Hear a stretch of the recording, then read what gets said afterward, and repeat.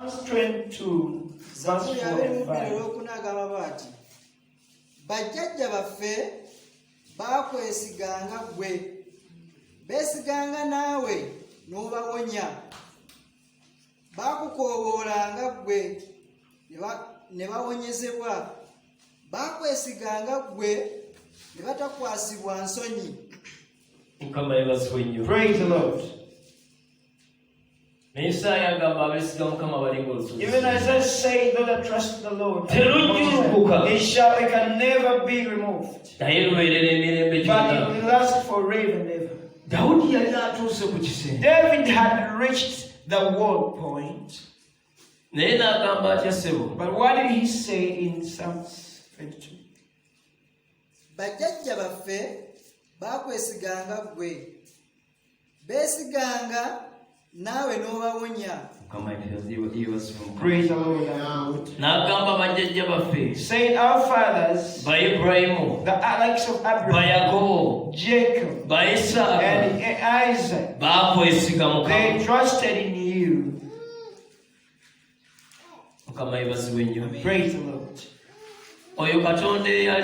That God who is the one that is and is the one that will be forever and ever. He that worked out for our ancestors, he that helped the children of Israel, he is still there to answer us, to answer all our supplications. It is upon us to get to come and say, Lord, we have come. Lord, I surrender to you. Praise the Lord. Why is this still there? Time I my car lost fuel. I was like, no. I'm a servant.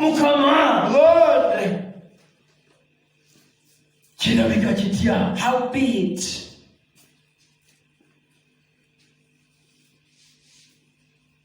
Take away the shame. Sometimes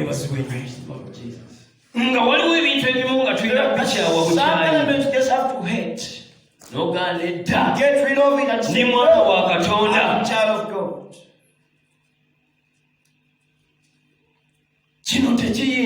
This cannot be. Praise the Lord. Not saying if or maybe or